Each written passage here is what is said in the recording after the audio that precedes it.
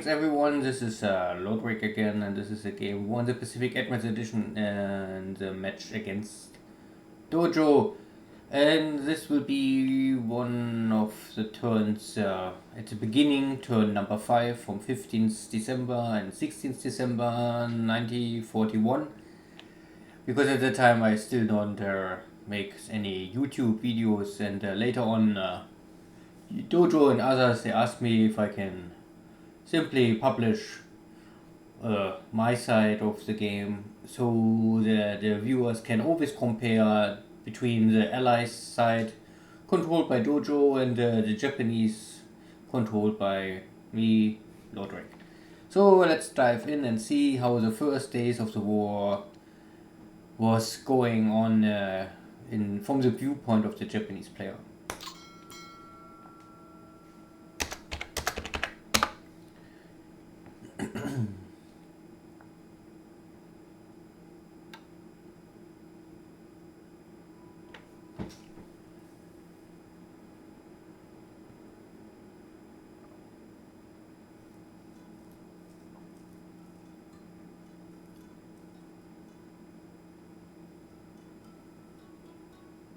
We can still see that the main invasion and the 3 main bases around Manila and Clarkfield in the Philippines already happened. But the next days I still will send reinforcements from Japan. Everything what is possible to get I send to the Philippines. We also took Hong Kong, I think, just before. So we clear the minefield of Hong Kong to get Hong Kong port as soon as possible ready.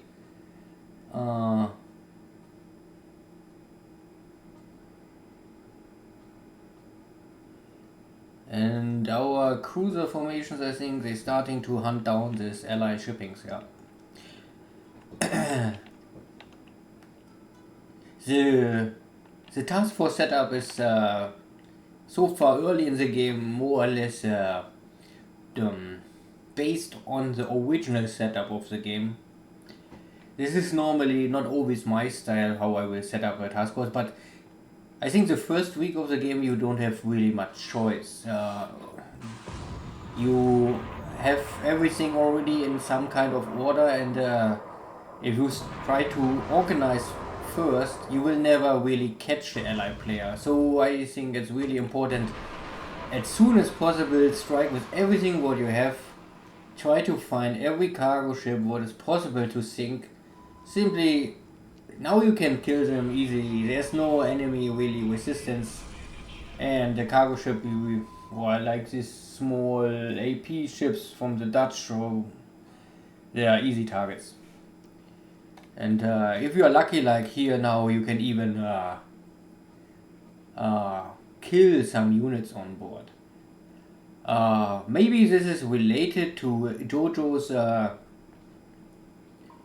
let's say, I think Dojo was a little surprised how aggressive, I don't know if I won't call it skillful, but at least how aggressive I use my forces here in the Dutch areas, and maybe this was maybe simply a surprise for him, or he would maybe try to escape faster and let everything behind and only try to save his ships. And this is, I think, only a very one-point ship, a local minesweeper. I think, I don't know how many I sunk in the game of this, maybe 40 already. Every ship is 1 point, and it really doesn't matter. Even if I sink 1,000 of them, I think it's have no real impact. And the base of Hong Kong is really, for the Japanese, really, I would say, really important. Take it early and try to bring enough supplies and base forces and engineers there. Normally you need a more navy support stuff to really try to rearm your battleships as soon as possible. Hong Kong is simply more near compared to all of the rest. Yeah, this is, I think, maybe British destroyer, and they try to find us, but it was not successful.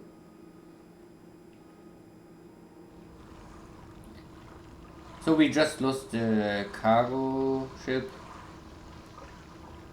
Was simply too damaged. I think this cargo ship get 1 or 2 deck bomb hits or deck hits by a bomb from an airplane. So this is totally normal. All this invasion stuff in Malaya is highly risky, and if you lose 1 or 5 cargo ships or troop ships, it's really mostly related simply by luck. If you use this first turn surprise attack and the allies don't touch anything, then it's really you have luck or you don't have luck. And the next days, of course, maybe you can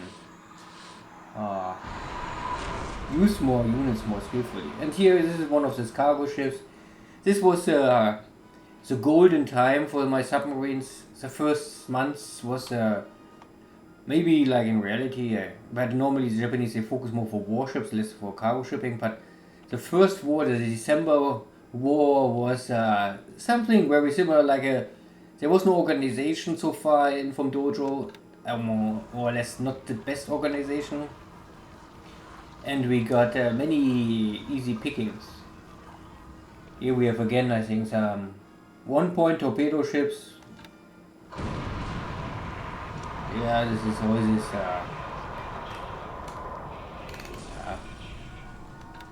I don't know for what you really can use them. They are like patrol ships. They don't have really fighting power. Some more cargo ships here. This is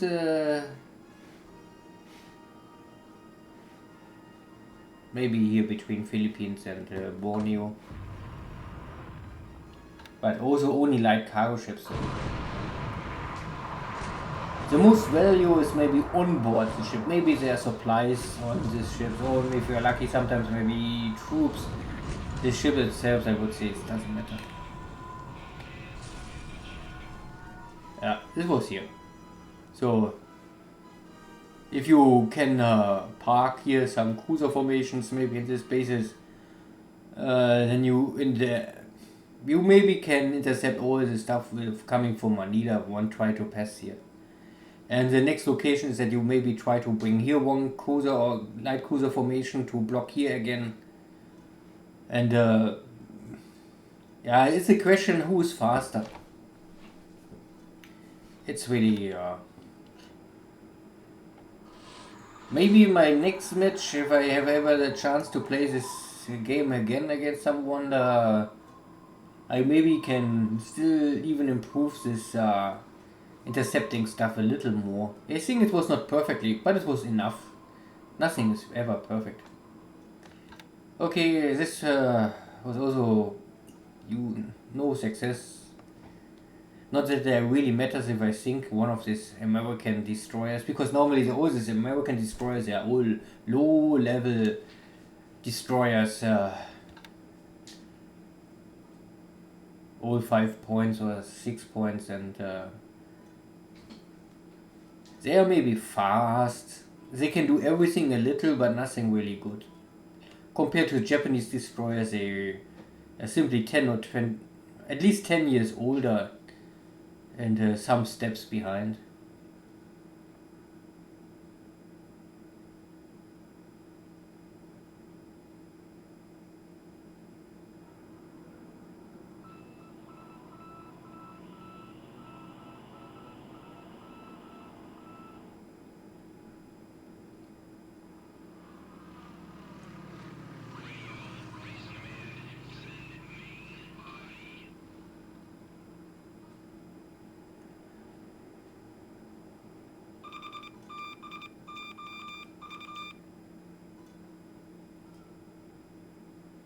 Ooh, bad weather.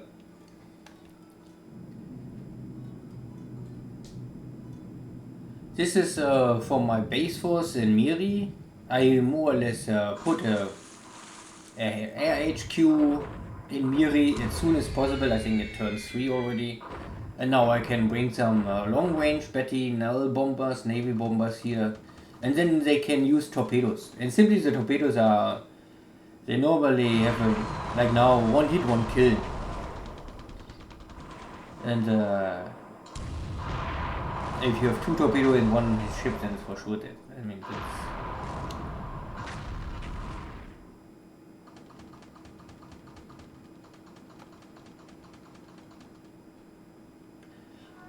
And at this early days, I think there's not really so much the allies can maybe organize here. I think also the allies they don't have really enough stuff, and maybe the allies must really try to focus to keep Surabaya and Batavia and Pounding as long as possible safe. So in this kind of, and here I think Dojo try to bring this is a troop transport force, but these are all 4 or 5 point ships, so all very small. But here's a base force, and I think he tried to save this base force and bring it to Surabaya, because he on its own have no chance to survive, and here it can maybe help in Surabaya. But if you bring here some destroyers or cruisers, or what I did now with long range naval bombers, then you can normally interdict this and make it very dangerous, and in this case also bloody for him. You can see that he's loading, or I think he's more loading than unloading here stuff.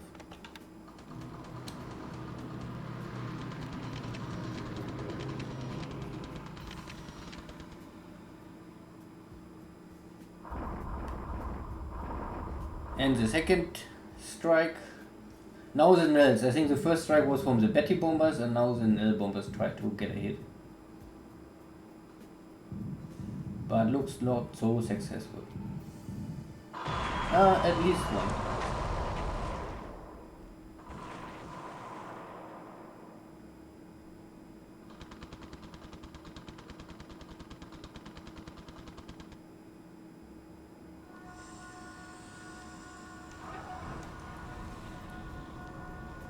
One more down. That's okay.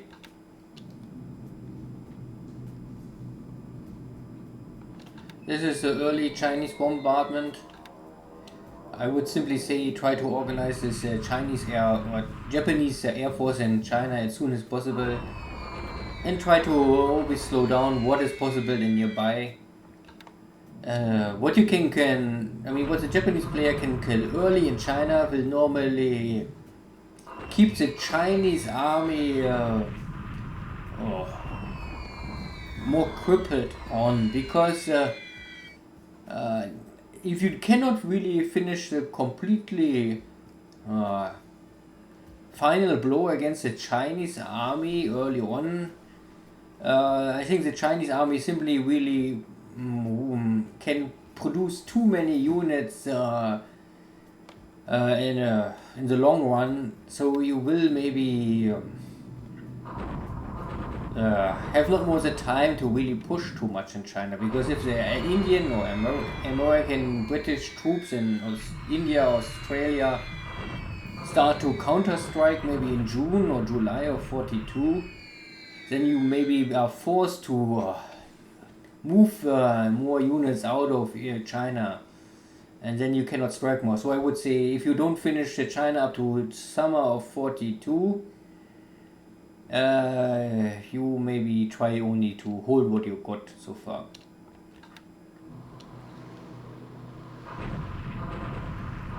And I think it's simply really important that the Japanese really dominate the skies. Try to get rid of all Chinese, British, American Air Force here, and use this also for training, because sooner or later you will need your bomber pilot somewhere else, and against allied airplanes it's maybe better to have higher skill pilots and not only just so pilots. Yeah, I try to simply hit here every unit at least once per day, and then you have always maybe the possibility to trigger this that the unit switching the combat modus, that they're changing from move to combat or from I don't know if they can change from strategic movement to combat modus, but it will always slow them down normally. And the idea is that this Northern Malaya Army Corps cannot link up with the base of Singapore. So that you can defeat them independently.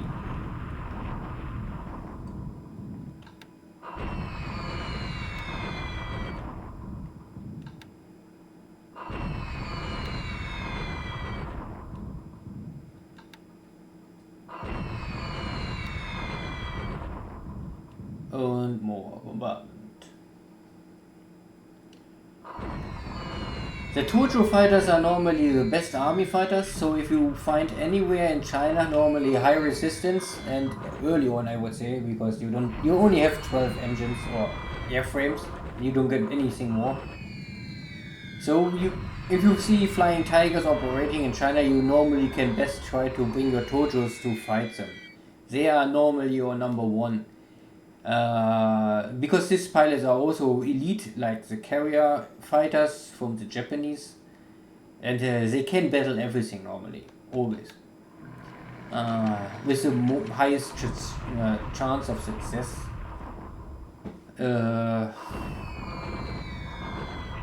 But you will lose the Dojos over time. In my game, now in this game, I think in mid of March, I don't know, maybe I have only 4 airframes left. Because I think no one gets ever killed, but operation losses over time simply consume the airframes.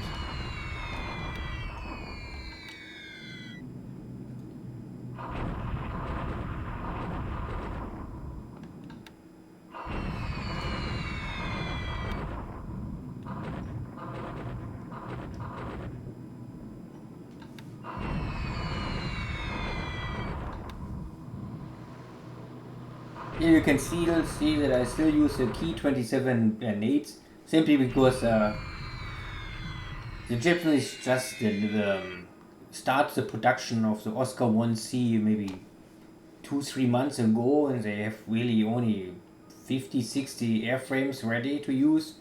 So you have hundreds of airplanes or pilots using still this old nade. But I would really only say you can use this nade against buffaloes. They are maybe possible to fight each other. But if you see any flying tigers, never ever try to use a nade. This is not more possible. I would simply bring all my nades normally to main of China. Normally Manchukuo, let's say Manchukuo or Japan, and use them really for training.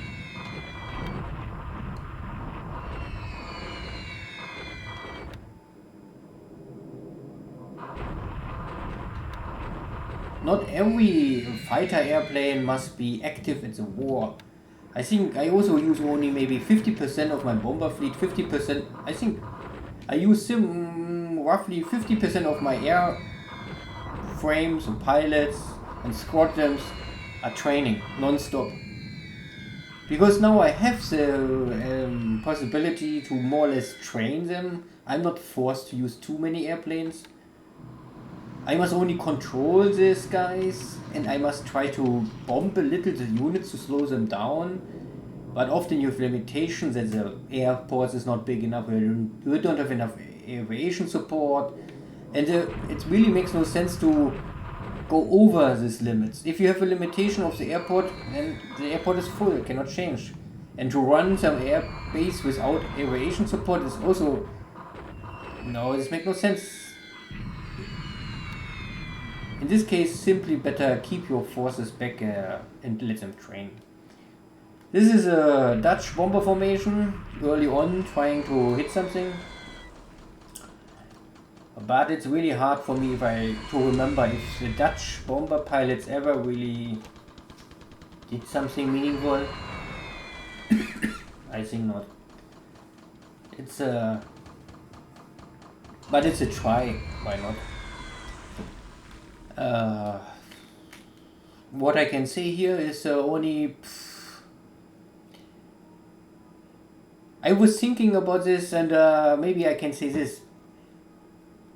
The bit difference between the Allied forces and the Japanese forces based on flak, the anti-aircraft guns. Not now, but later on, the Japanese have only two kind of guns.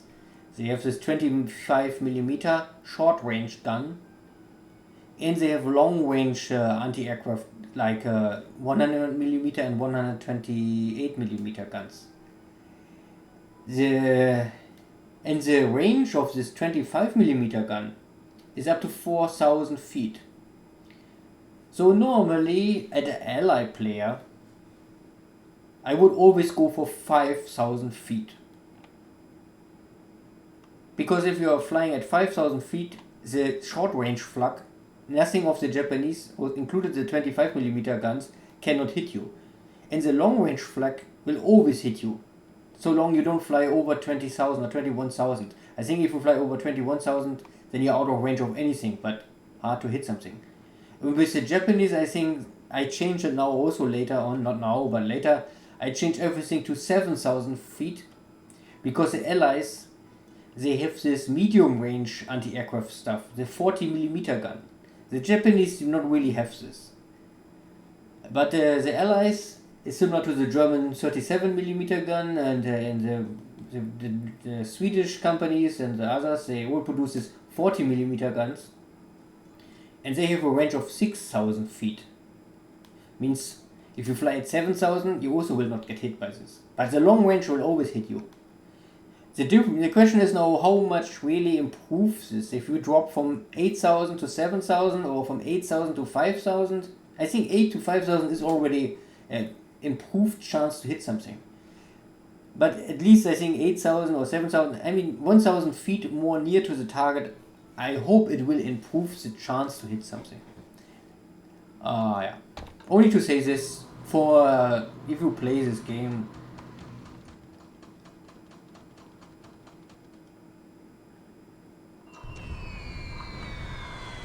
here we see Sufanix. And the only other option is if you can use this Dutch bomber formation to make this kind of navy attack, or you hold them all back and you only try to train.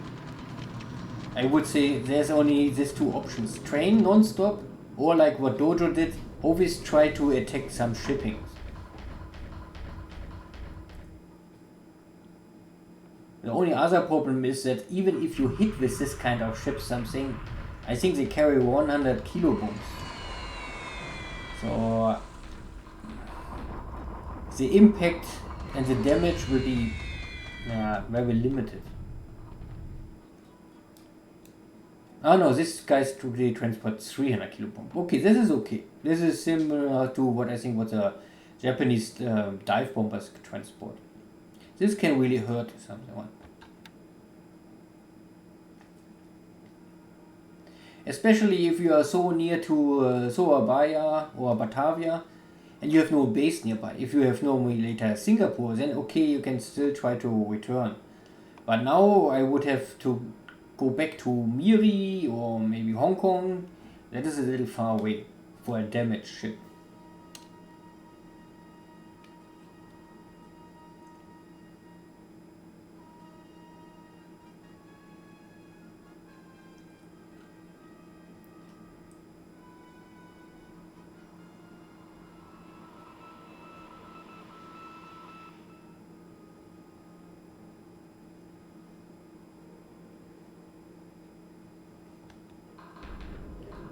Okay, our Betty's coming back.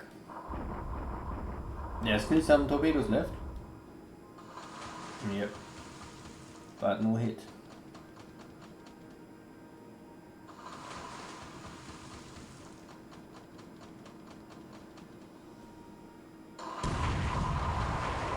This time we have it.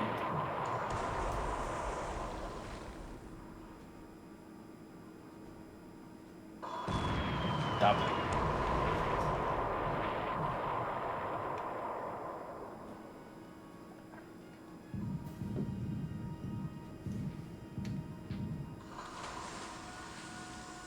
Okay, From 4, 2 transport ships, now 3 already dead and only 1 left. We only maybe kill the unit too early on. If we kill the maybe next day, then maybe the unit is completely on the ship. Now we looks like really Dojo only just start to board the ship. So the units are dead is very small, but yeah. If Dojo cannot transport them out, then they are also dead sooner or later.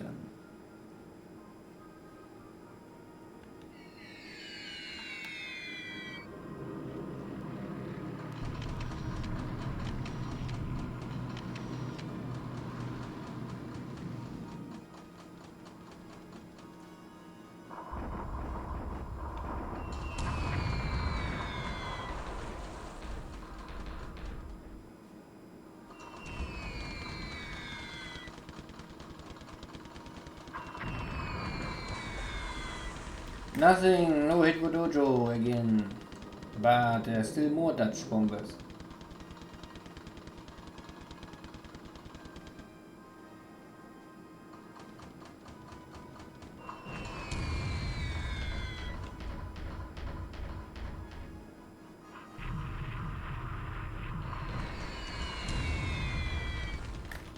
Ah ja.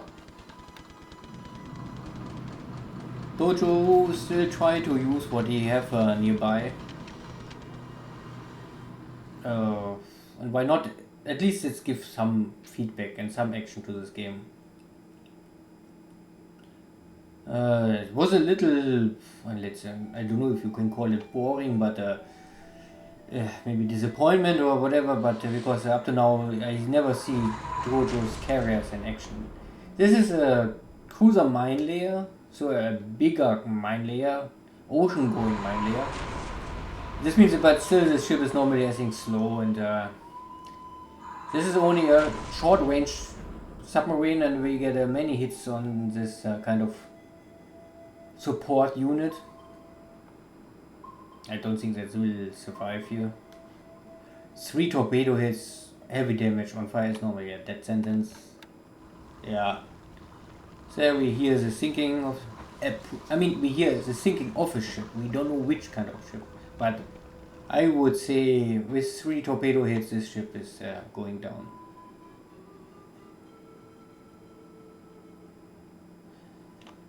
How you use the cruiser mine layer... This is a story. I don't really use him so much. Many of the cruiser mine layers on the Japanese side you can later convert to escort ships, and I think this is the best for the Japanese. This is only a small... one of these many small engagements. The beginning of the destruction of the Chinese Eastern Army, I would say. We try to catch them one by one and get rid of them, similar to this.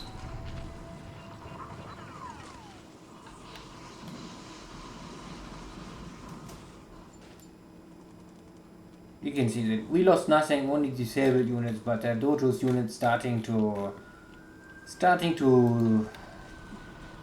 fail and to break. This is now the most important stuff here, I think, that we take Mersing.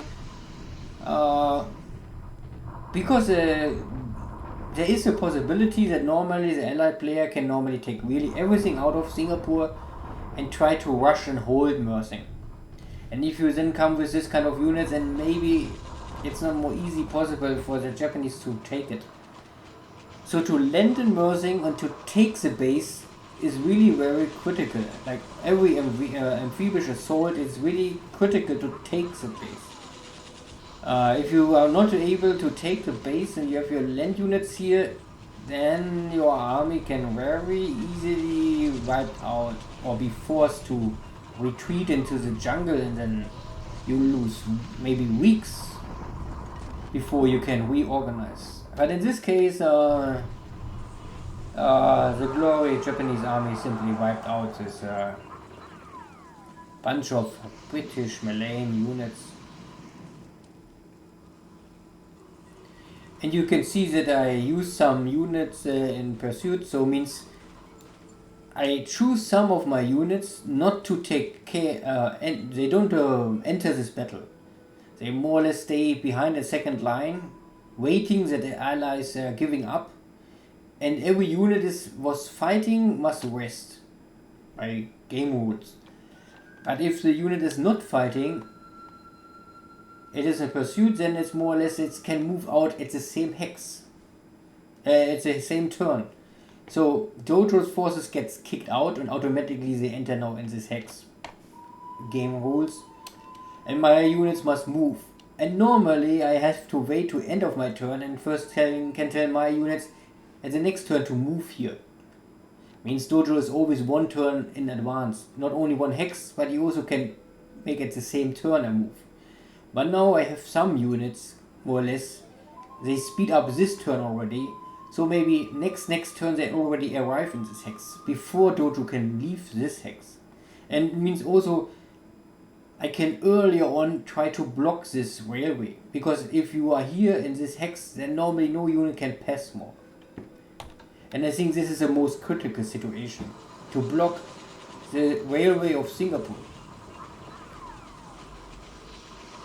And I think this is only a cleanup operation here. Yeah.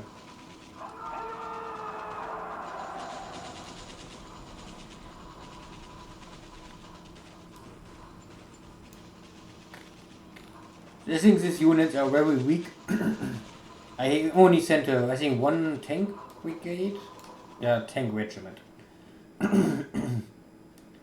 But this was enough for the Chinese to get rid of them. Because this base is really critical to take them, because there is this link that you can ship stuff from Manchukuo here down up to Cathay.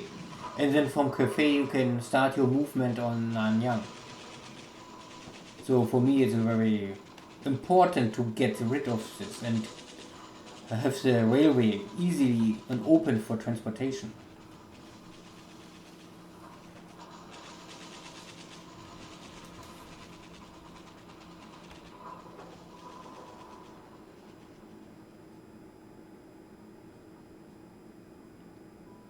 So in these early days, December, you can say all of the December, the Japanese player really have to coordinate and micromanage a lot of stuff if you want really be early on have a good start. Later, maybe in February, everything starts to slow down. Now we are in March already, and in March it's really much less to organize. It's we have more focus points, not more 20 small units walking around, and it's more only like 3 or 4 bigger units, and not more mess of stuff. If you organize your stuff correctly, I would say, because in the THG game it's we are in April and it's a mess for the Japanese, so you can always mess up if you want. This is the beginning of this very slowly ongoing battle between Japanese sub-hunters and this Dutch good submarines. And I think this you really can get rid of these submarines normally first if you get in March and April better equipment, and or after you take normally Singapore, Balikpapan and Batavia, Surabaya. These bases you normally must take, because then the submarines have simply no base more they can operate out of. Because now we're making 2 hits, but these hits are very minor. They are, I don't know how much hit or damage one hit will create, maybe, I think not more than 5 damage points, like this.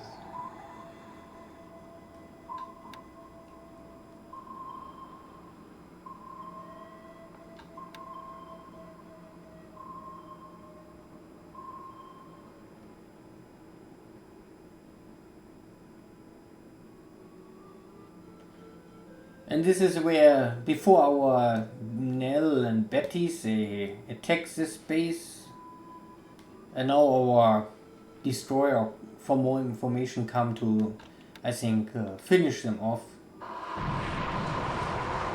The two last Dutch troop transport ships with a little more units.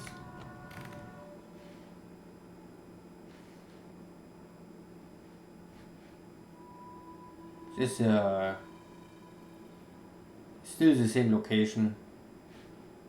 Before we had here the torpedo bomber attack. But now we can make for sure that there's no Dutch transport ships left and the unit is here lost somewhere. Again, one of these 1-point ships, an AMC, so local minesweeper.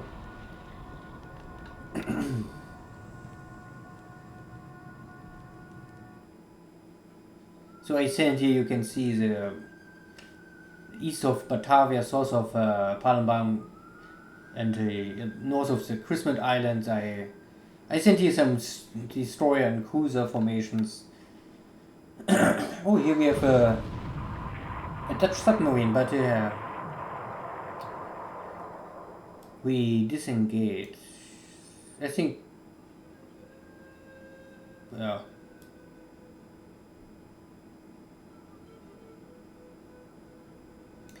We had only very small, I mean there's no moonlight, so it's a very dark night and no one have radar here. So you can see you can only see 2,000 yards. And we found each other, but immediately the Dutch destroyer escaped and then is out of view. And then we lost this ship again. It's hard to fight in this kind of moonless, there's no moonlight. And then even the best Japanese night fighters cannot normally destroy anything. You need, I think, at least over 25% moonlight, then it's okay. But not so little.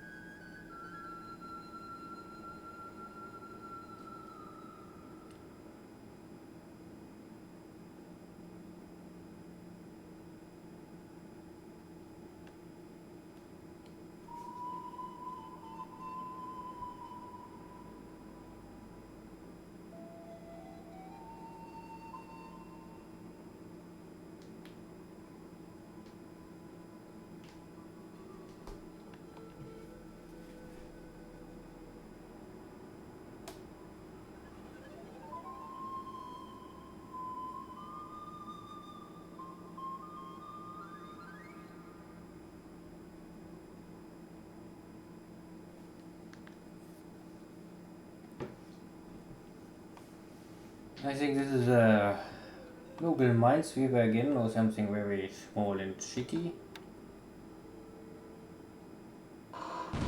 Yeah.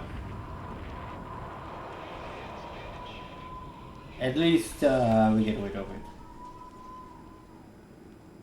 And here I think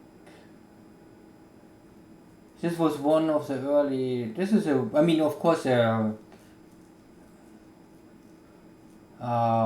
good situation, even if you maybe can consider that I think Dojo have here some, maybe this is a light or even a heavy cruiser, but I think this is a Dutch cruiser and two other destroyers. Yeah, light cruiser. So one, I think, oh, this is a British one. So a light cruiser and two destroyers compared to our 1, 2, 3, 4, 6 destroyers and one light cruiser. The only problem is that normally the Japanese light cruisers are really more like heavy destroyers compared to the Allies light destroyers. The Allied light destroyer have really much more firepower. The Japanese light cruisers they're not so great, I would say. The best ability of the light cruiser from the Japanese is They have simply more range and they have normally scout planes. And this will simply support the destroyers. That you can go more far away and you can find more easy enemy units. If you only use destroyers, they are often very blind. And of course, every Japanese warship, they have very good torpedoes. So even if the guns are not so great of this kind of ship and they don't have many of them, you have normally they have very good torpedoes. And here you can also see that this is a very big, of course, troop transport ship. But also AMCs, they can normally transport a lot of troops, and they have also a lot of points value for this.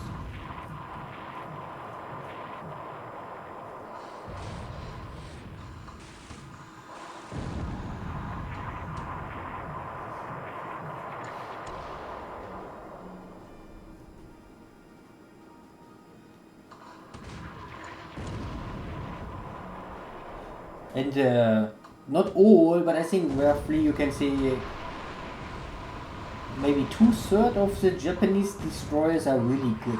They have often a value of 8, 10, later even 13, compared to Allied destroyers. They often only have 5 or 6 points, simply because the Japanese destroyers are often 1,000 tons more heavy.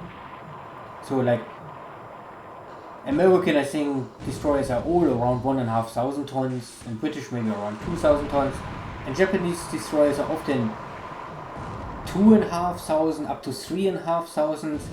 So they carry more guns, they carry much more torpedoes. So the firepower of these Japanese destroyers are at the maximum, I would say.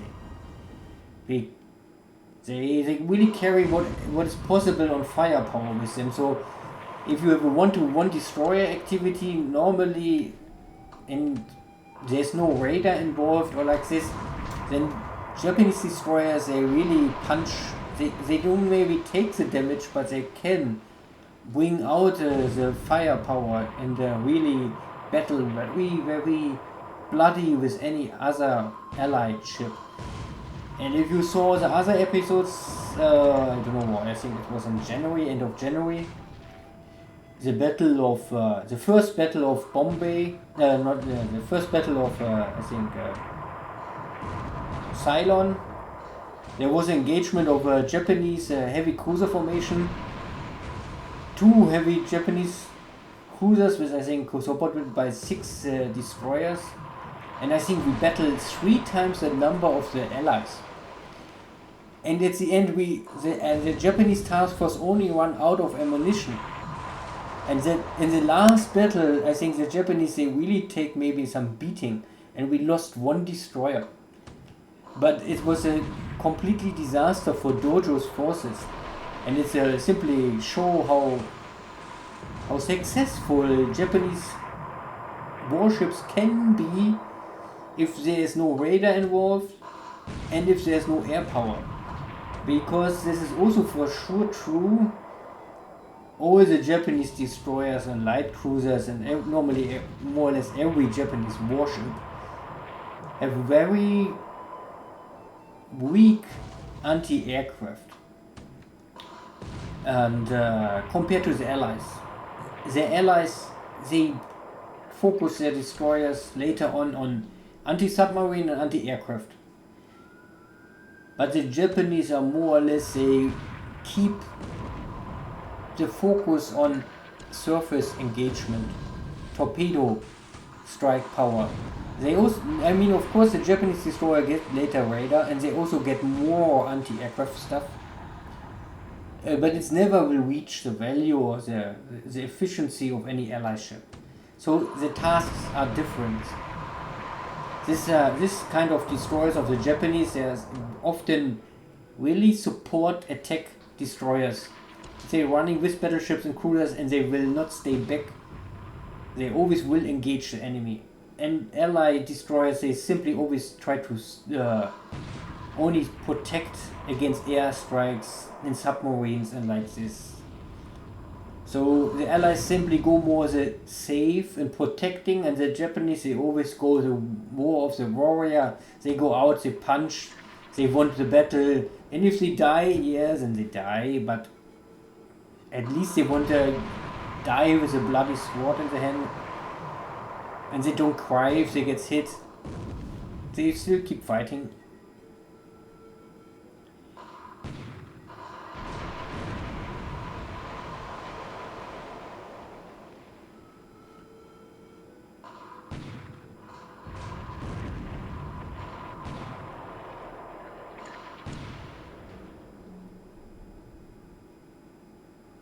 So we can see that most of the Dutch-British forces are already in a bad shape.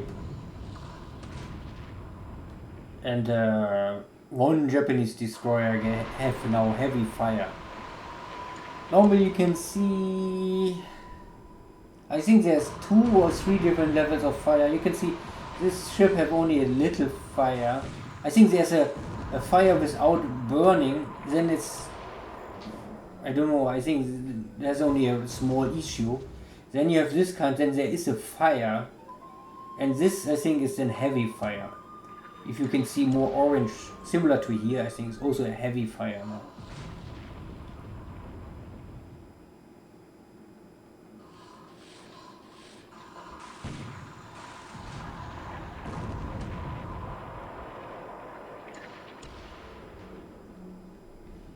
But you can also see that the Nagara just make a hit on the light cruiser with the 14cm guns.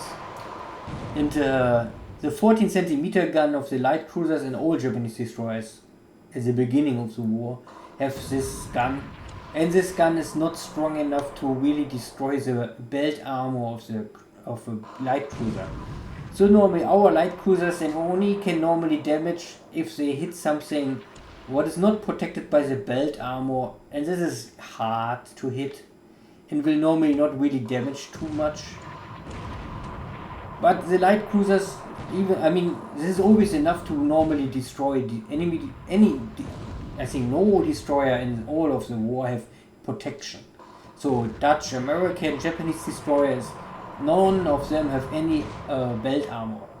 So of course a Japanese light cruiser can always normally handle enemy destroyers very well. So this is now the end. You can see that our light cruiser get 2 shell hits, but looks like no real damage. And we also get 1 shell hit and make a start of fire, but no damage. But we can also see that the damage on the enemy ships are, every military ship, the light cruisers, not damage. Here's a fire, not damage. But the civilian ships, they all heavy damage, torpedo hits, heavy fires, heavy damage, heavy fires, and at least on fire and many hits already. So this task force is not dead, but it's already, at least it's damaged. And maybe if we get a second engagement, then we have more luck. And I remember, I think this is a very famous engagement, because I think in this engagement something will happen what not happens after this war ever again. So normally I would say that the Japanese task force outclassed these British units here, and we try to catch them because the Allies are fleeing, they're running away.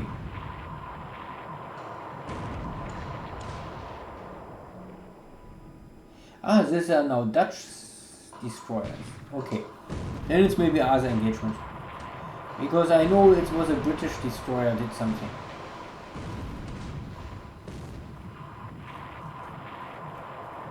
So we have still 15,000 yards. This is not always easy to hit something.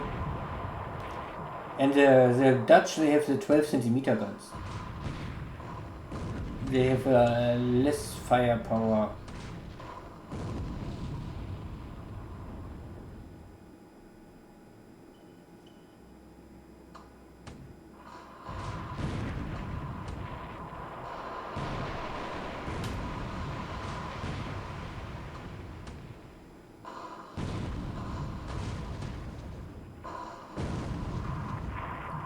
And we're coming closer and closer.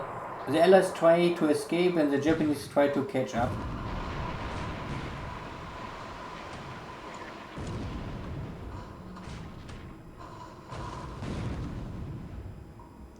$8,000 yards.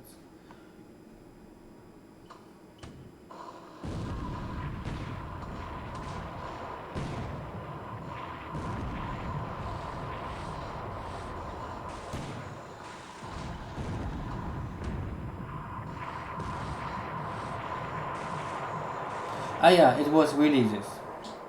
I remember. I thought it was a British, but somehow one of the destroyers, they're running away, when they throw a torpedo in the water, and by some luck, by some really crazy luck, this shitty destroyer hit the Japanese first class. This is a 10-point destroyer, one of the best Japanese destroyers, and it gets hit. And this is and all this game up to March of 42. I think the Japanese lost only 2 destroyers, and one of these destroyers I think is lost in this kind of engagement. A little crazy, but this is purely, I think, unlucky. Because normally it is perfect. It's good weather, the Japanese have the skill, the enemy is running, and they normally must only catch up and make a maneuver that they cannot get hit by a torpedo, but somehow they mess it up. And yeah, this can happen, but this was unlucky.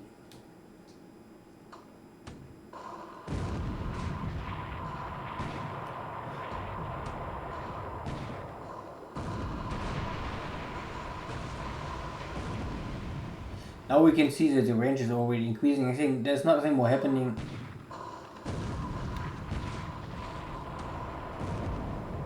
Yeah. So we simply get not, I think, close enough, and it was, I don't know, it's hard to say because it's a little very unlucky, but this happens sometimes. Sometimes this simply really happens that you normally, every statistic is on your side, but you still don't get the victory.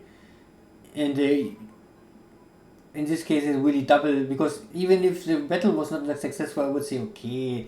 But losing a first-class destroyer in this kind of stuff is simply really only very unlucky, and I normally really don't like this, but yeah, it can happen. Here's one Dojo's, this is I think near, yeah, Pearl Harbor is here.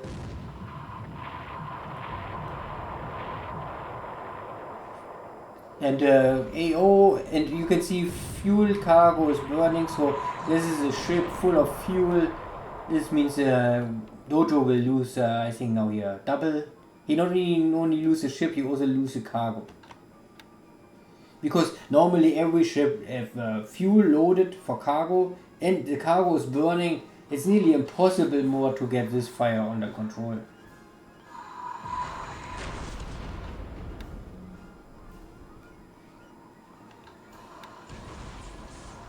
Yeah, and now we hear some thinking.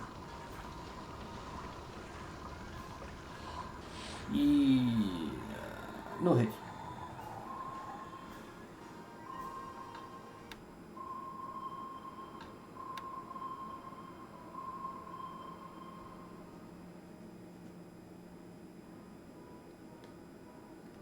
I don't know if it's the same task force because there's nothing burning. So I think I had here 2 formations, and this is the other formation. They catch up with the rest of this Dutch-British fleet. This is a light cruiser and the other destroyer and one big troop transport ship.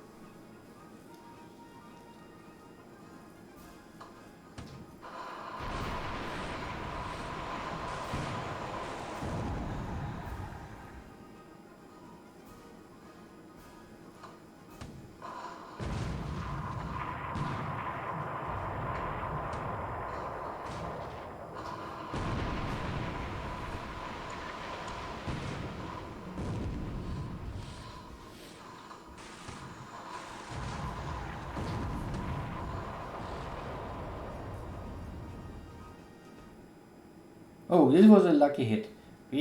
Our destroyer hit the enemy tower, or gun tower, or turret, and it means that the light cruiser just lost one of his turrets. And I think this kind of light cruiser have only 3 turrets, 2 in the front and 1 in the rear. And if you lose a whole turret, then it means you lose a lot of firepower already. It will normally, I think, not really damage the ship directly too much, but it simply cripples the fighting ability.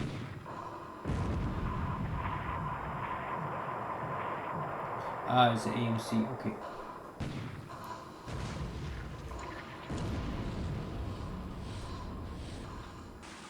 We still try to bring the torpedoes on the target, but out of 16,000 yards, the chance to hit something is very small. Normally, I would say if you come close to 6,000 yards, or then the chance to hit with torpedoes are much higher. I think everything over 6,000, maybe the hit chance is, let's say, 5% only, not more. Of course, if you can hit out of this long distance and you hit it with a torpedo, it will be always really helpful and lucky. But you cannot count on this so much.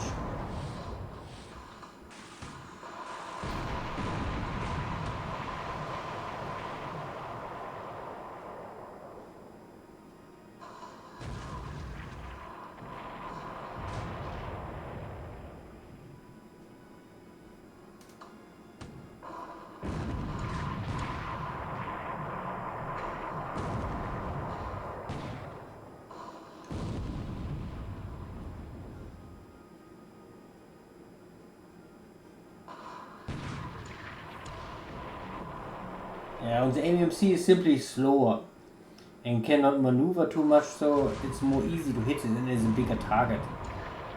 And all these AMCs, they are simply like cargo ships with a lot of guns but no protection. So they maybe can fight a little back, but the firepower of an AMC is never equal a destroyer. So I don't know, maybe the AMC has the firepower of half of a destroyer, but it will normally, it's much easier to hit. And like I said before, I don't think that AMCs really have much value more in this kind of game. I always use them only for invasion support. I think this is maybe the best you can do with them. And later, if it's possible, I always convert an AMC back to a real cargo ship. Because they are normally cargo ships. And I think this is the best what they can do. Transport cargo.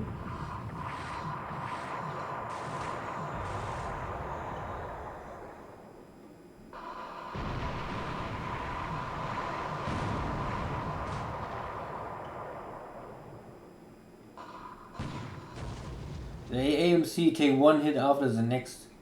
This is not often you can see this, but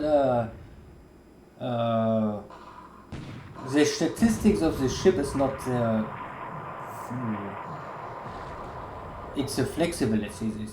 It is, if the ship enters a battle with perfect condition, it will normally avoid most of the shell hits. But once you hit the ship, and you, especially if you hit the engines, and the ship have to slow down, then it will also change in this kind of battle ongoing. So maybe in the first 10 shells you don't have a hit and your ship is working well, then your ship gets hit, then your ship will slow down, and because of your ship slows down, the enemy can hit you more easily. So, and maybe at the beginning there's only a 5% hit chance, then after you hit, maybe you have a 10% hit chance. And if the ship is completely crippled and burning and it's slow, then nearly every shell will hit the ship. So this is a dynamic battle situation, you can say. It is not fixed for the whole battle.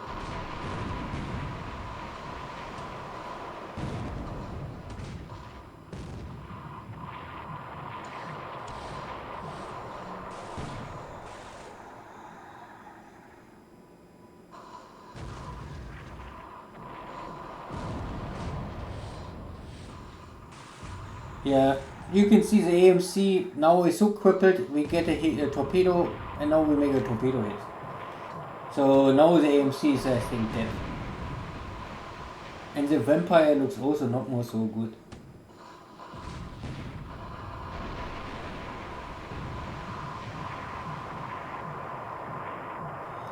Deck armor hit, but no penetration. Again, cruiser hit, but belt armor hit, but no penetration. So the AMC is dead. Means our ships can now focus the fire on the destroyer.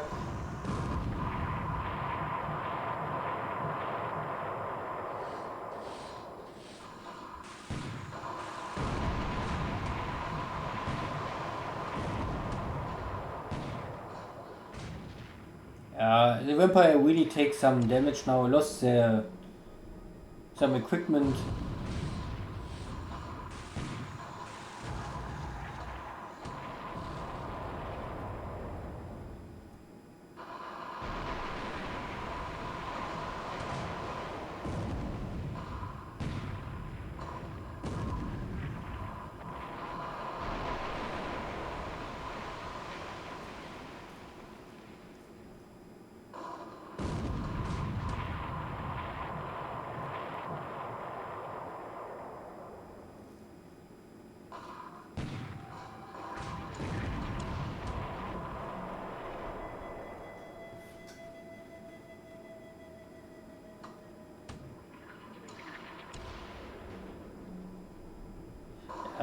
Our 14 centimeter gun cannot penetrate the light cruiser, but it looks also that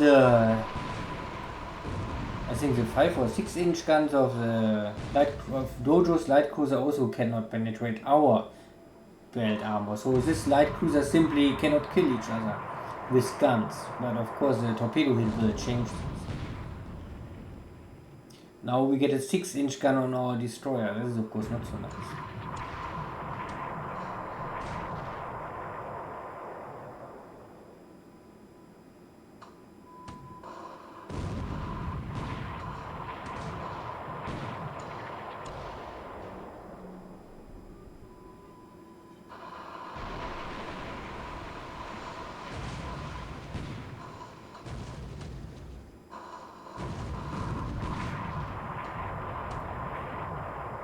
Okay.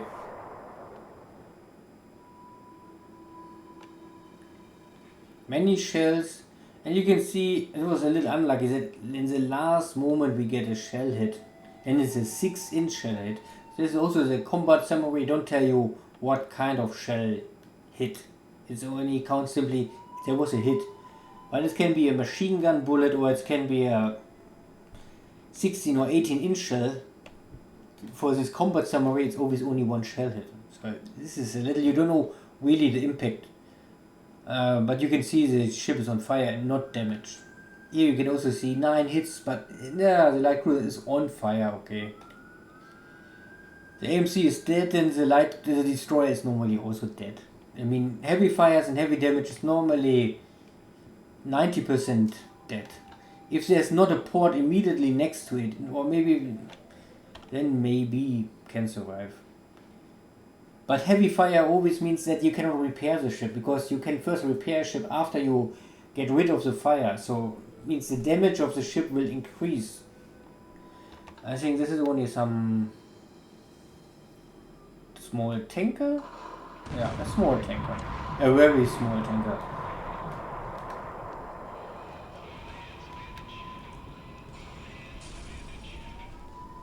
And here is the next AO. Thank you. And I think it's the next burning oil. Critical hit. And full cargo is burning. Yeah. Okay. One torpedo hit already, heavy fire, heavy damage. That the ship simply will burn out. Mitten in the ocean, no port nearby. Normally cannot survive.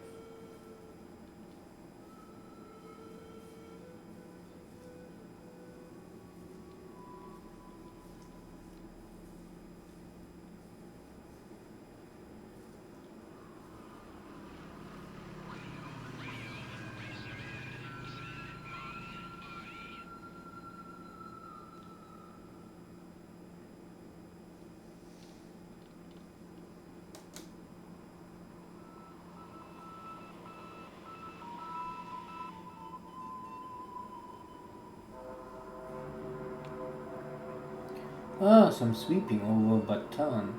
Clarkfield. But no... I think Dojo took out of this whole Air Force already, maybe.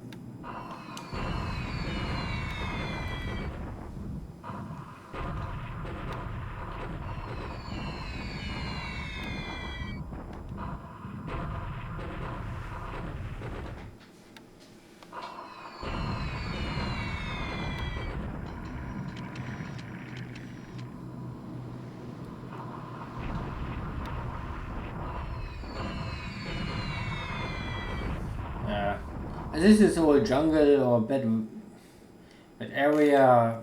Moderate rain will also not increase efficiency and yeah. But I hope normally all of these attacks have always a chance to trigger this. That the enemy must change to combat mode, and this is still the main purpose.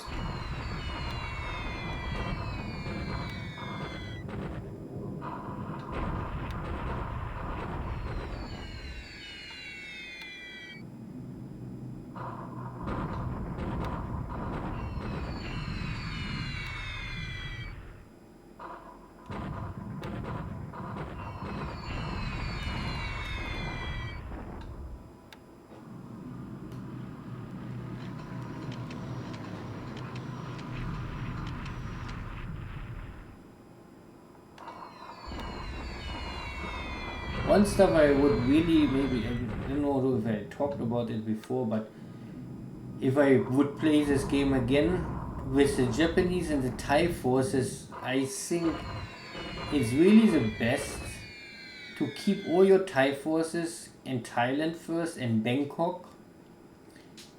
You need some units for garrison, but like I think 80% of the forces you can keep in Bangkok.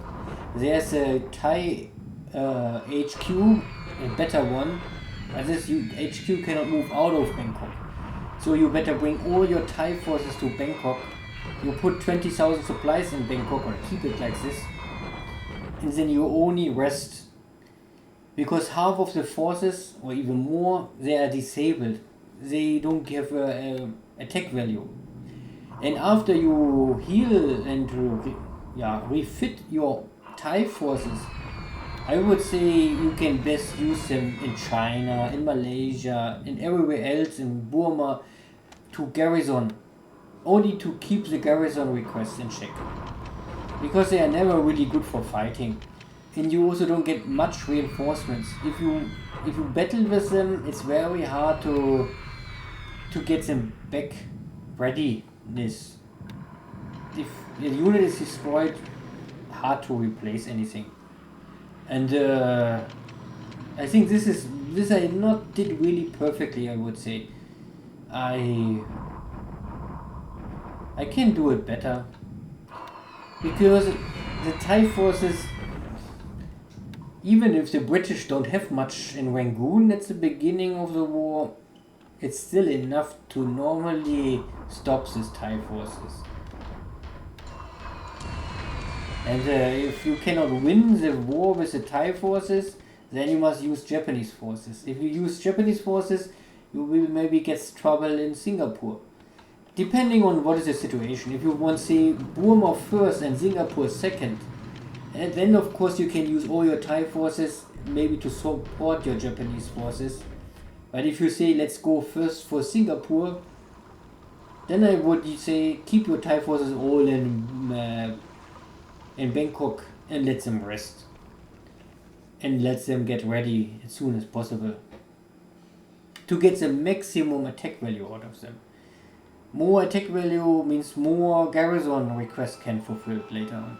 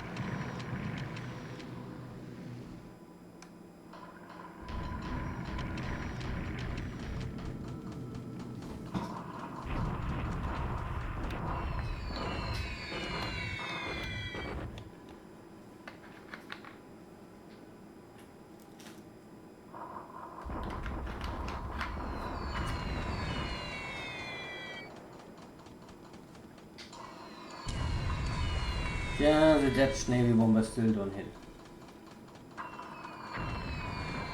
Maybe one day they will, but not today.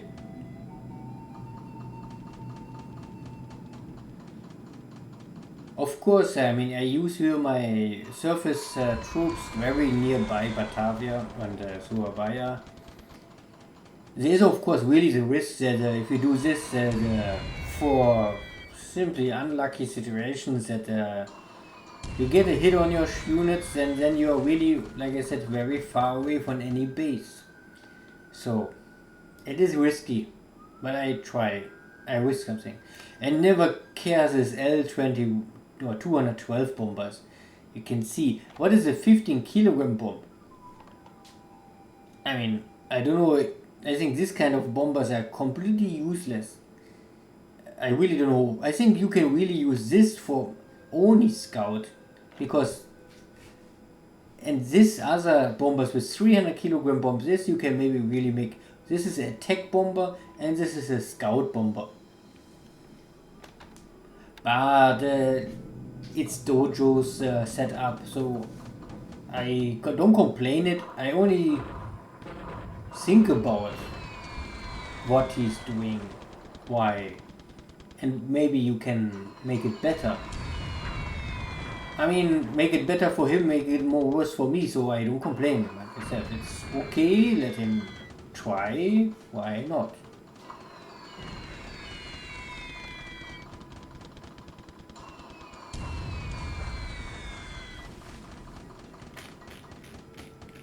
And yeah, no hit.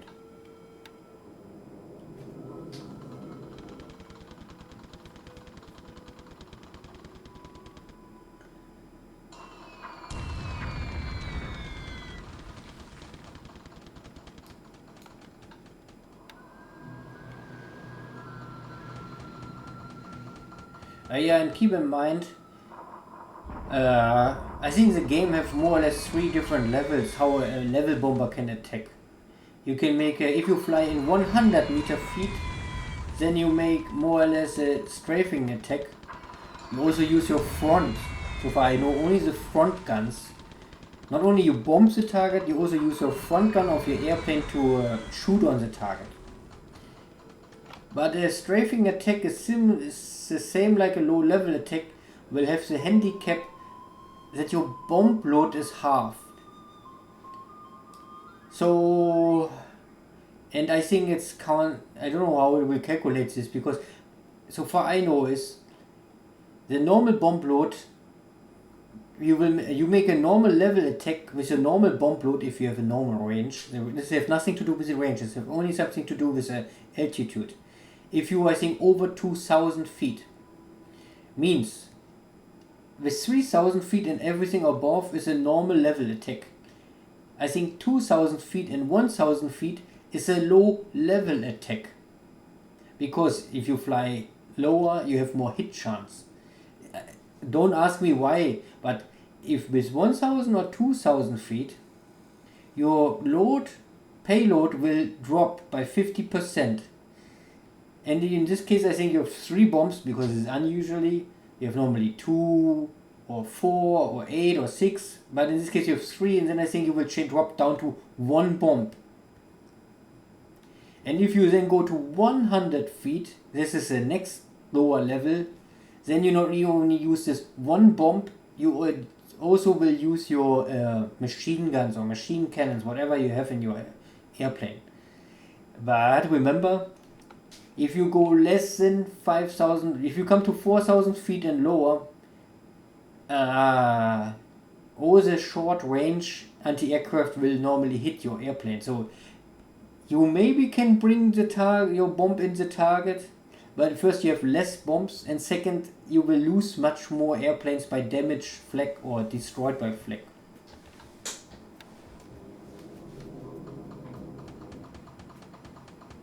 And of course, low level attack is the other skill. If you have trained your pilots on normal level attack, and then you ask them to make a low level attack, He will not use the normal skill levels, he will check the low level attack levels. And if your pilot don't know how to make low level attack, then he will normally never hit something.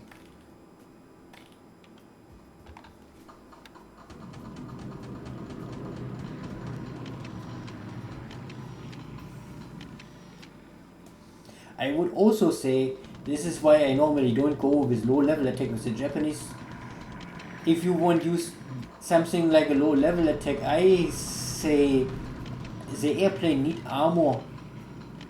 If your airplane don't have armor, and the Japanese airplanes, bombers, they don't have armor, and at this time they have nothing.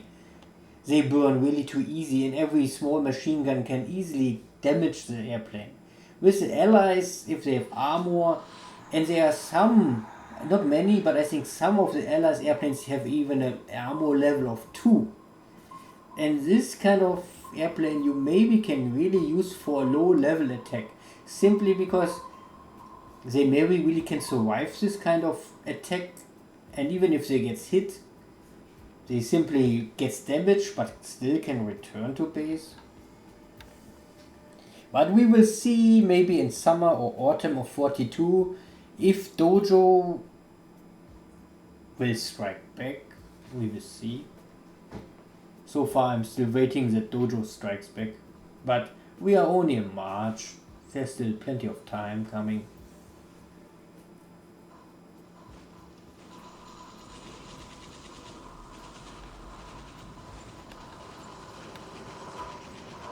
So we take now the central basis of Malaya. This railway is normally not so important because this is the Eastern Railway and there's not many units really use this railway. It is more important to take Kuala Lumpur or here in the Source base to cut this Western Railway. Most of the Malayan, British, Indian forces will try to use this railway to return to Singapore. Also, make not a mistake, better take Georgetown. Georgetown is an island and there's a big port. I think it's also maybe, not easy, but maybe it's possible to let the Allied player try to ship out troops out of Georgetown from here. But it's very risky, of course, if you have your Navy bombers here.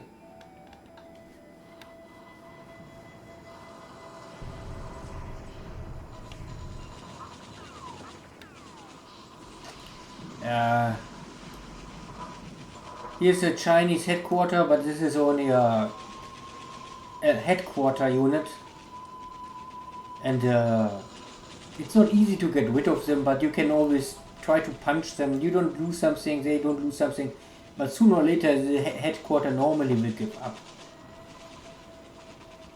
Not that the headquarter can really do here anything, but simply I don't want to have here anything behind me. I won't say this is the front line and I know where's the enemy.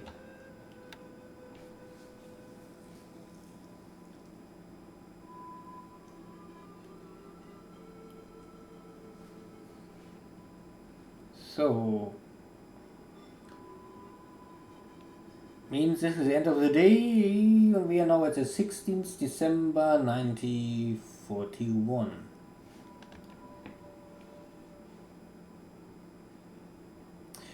You. Still some stuff. Okay, now we have a completely moonless or moonlight empty night. We can first check. There was not too much air activity this turn. You can see we killed only 2 killed by flak and a little operational losses. So really nothing happened. And sink. So we can first check the Japanese. So we lost, these are 2 of these shitty submarines. And I think I said before, this kind of, I think you have 5 or 6 of them. The original game set up say, attack Pearl Harbor. And I would say, yeah, do this. Try to attack Pearl Harbor. There's only a chance of 5 or 10% that this top kind of submarines will be successful. And I mean, the victory point level of 3 is far too much. If this is a 1 point submarine, I would say okay, but because of victory level of 3, I would never ever use this. Only because you have these 5 submarines at the beginning, you can use them for Pearl Harbor. But never ever try to build them and use them. They're shitty. Yeah, this is our really top class destroyer. You can see 2,500 tons. A lot of firepower, 6 5-inch guns, and really good destroyer, and already a lot of, you can see also compared to other destroyers, enough firepower to protect themselves. And also you can see 2 quad torpedo launchers, so this ship can really, mostly with the torpedoes, be a threat for any ship any ship. You even can try to sink a battleship with this kind of destroyers. And this is why it's really shitty. This destroyer have already the mod 2 sub-hunter equipment, means it can already attack at deep water. Not very powerful, but it can attack at deep water. And to lose this destroyer was really pity. And this is a cargo ship. One of many cargo ships you will lose maybe at the beginning of the war. Don't try to lose too many, but at least in the first 1 or 2 weeks you can see here 500 pound bomb. I think we get 2 of them, and then it's simply too much. It's okay. And the Allies, they lost a little more. So this is a big troop transport ship, I think top of the art, 35 points, nearly 6,000 guys in cargo. So I think, I don't know if a regiment, half regiment, but I mean, to kill this kind of ships will simply really slow down all movement for the Allied player. In the AMC, similar, the point level is high. Normally, they don't have so much capacity, but they're often faster. And the values are coming more or less from the firepower. You can see a lot of 6-inch guns. 6-inch guns are what light cruisers have. And radar. So the AO is 19 points, so this is okay, a standard AO I would say. And the rest is very shitty, you can see already 4, and a lot of 1-point ships. Okay, so nothing really crazy. The first 3 ships are good. But I think we sunk more, but this we don't know. What else we can say? So we lost pilots. We lost any pilots? I don't think so. We have 1 wounded pilot. Okay, 1 wounded pilot. And we have already an ace. I don't know if we have last time already the ace. Must be because we killed nothing this time. So we have already ace. You can ask Dojo if how many aces he have had and what day he gets his first ace. Means the Japanese get the first ace already in more or less in the first week of the war.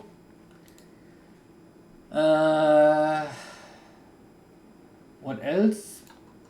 Yeah, I think I bring more or less out of Manchukuo what you can again out of Manchukuo, and I start to order here my stuff. But we still not really completely ready. I still must get these 2 units are here, and here a little more. They are a threat, and I don't want them here, so I must get rid of them to start here in the north. But here and on the way up to Xi'an, I have here the First Army. You can see that these are all First Army stuff. So I really bring here all First Army stuff together. And here's the First Army HQ, is only a little slow, a little behind. But this is the First Army pushing here on the way up to Xi'an. And I think I will also bring here something more. Here's the 6th Army. The 6th Army also walking west. So the 6th Army will help the 1st Army to push here. And again, this is a Guangdong. I think that we keep them here first for rest. They're not completely ready. You have this kind of stuff. They are really NCPC, so they are like a non-combat police, whatever, company. So these are not army units. They maybe call them army units, but they are garrison and they are garrison. Use them for garrison and nothing else, and you can use this headquarter unit normally to bring them to a bigger city with enough supplies. Not enough supplies is normally always 20,000 plus. And then you can bring any other unit in the same hex, keeps this unit on rest, and then they have a very high chance to simply get replacements, and disabled unit will enter active units, and you have a unit much faster ready to fight again. Yeah. The most important thing is here, this battle unit, roughly nearly 1000 attack value. I only drive this unit here down because I think it was 1 or 2 Chinese units, and make sure that he has nothing in front of Changsha, and maybe impress Dojo. Then Dojo saying, okay, I'm coming here. Then he tried to pull a lot of units here, but in reality I really don't go for Changsha. You can go for Changsha, it's not impossible, but it is very strong defended, and I don't know if it really makes sense to take Changsha, because there is nothing really helps you after you take it. Yeah, but I don't know. What I want with Changsha is not a critical. Then you must push here more and take the next cities. And then you take these cities, but they also have they have some resources, have light industry and stuff. But it's not still changing, not the war. If you can enter here, you must normally take all of this. If you arrive here, then you maybe have the possibility to say, okay, now you cut all of this China away and split China. But only this, I don't know. It's the other way. In the THC game, XTRG, he more or less, he won't take this bunch of cities. Now I have the cities, but I don't know if it really helps so much. I think this is nice to have, but compared to Xi'an is much more important, I would think. Xi'an and Lanzhou, this area, I think is far more important, because you can cripple also all of Mongolia will be under Japanese control if you can take the cities. And if you have Xi'an, you can make here airfield, and then you can control all of this airspace. You can at least always bombard everything. And from here it is still a little far away. Yeah, but anyway. And like I said, I don't care, Rangoon. You can push for this, but I don't push for it. I ignore it. I bring my forces here. Here's the 15th Army now. Normally the 15th Army have the order to attack Rangoon, but I bring them here down and help with the attack of Singapore. Here's the 15th Army. And I don't know more. Maybe they are not. I think they're still coming. Yeah, more stuff is coming. More divisions. I think the other army I land here in the source maybe. I don't know more. This is too long time ago. But you can still see. I also have here already at the beginning. Oops, not this one. This one. So I have here a lot of sub-hunters running. Because I know that normally the allied players will always use the Dutch submarines here in this area to intercept all the stuff coming from Japan, Hong Kong, Saigon, going here to Malaya. So at least in the first 1 or 2 weeks you must hear a lot of sub-hunters running because you normally will try to unload here a lot of units because you won't take Singapore. Singapore is a must take as soon as possible. Yeah, and it's really a game style question. I really say Singapore is I mean, this whole Malayan campaign, I sent more or less 40% of my stuff, and the Philippines get like 50% of my stuff, and maybe 10% I use for other stuff. So I mean, at least so far I still don't go for Rabul because there's not much stuff here, and it's my game style. This is really my game style. So you can see I bring here more stuff. It's on the way back or it's coming, and yeah, I think Philippines is really take it fast. Get rid of this. It can slow you down in the long run if you don't get rid of it fast. Yeah.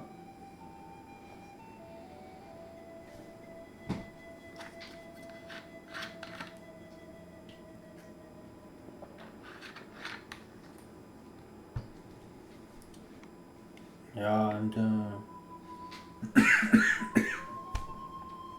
I have here some submarines. Simply to hope that if Dojo run here out with cargo ships or task forces, that we can interdict them. And I think now these units are all a little low. You can see a little damage. This guy get a 6-inch gun from a light cruiser, and they must return now. And I think they also running low on ammunition, so you can see 1 or 2 more battles maximum, then they're out of ammunition. This guy's this one also 6-inch gun. And also you can see no torpedoes left more, and ammunition is low. So normally destroyers, light cruisers, they all run out of ammunition early on, at least especially destroyers. And you can make one big battle and then better return. Don't try to engage too many battles if you can avoid. And what else happened? And I think the carriers are still... Was they back already? Yeah. So the carriers are back from Pearl Harbor. So 1 week after the attack, I have them back. And I think I have them under repair. Yeah, okay. So I think I will reform the unit. And then maybe sooner or later I think I will already make the first Suva strike. I think if I remember right, I make a first attack on Suva. And always try to interdict and mess up with Dojo's supply line. Yeah, like I said before, not always you must think something to make damage. Often only the present will give the fear and the emergency reaction to the allies, simply to call back his cargo ships, to wait some turns and slow everything down. Slow down the allies means more easy push for the Japanese. Good, I think this is first enough. Because we don't have so much to do here, and you saw the battles, and it's more or less only the explanation why I do something, what you can maybe do better, and all this, what kind of ships you use and why you use the ships. This is often related to port size or unit sizes and all this stuff, and this is also often related to game style.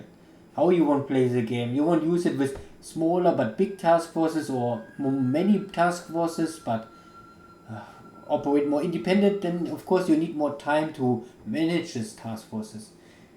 Nothing will hurt you more if you try to manage, or if you set up a lot of task forces but do not check them, don't manage them. This of course will normally end badly sooner or later.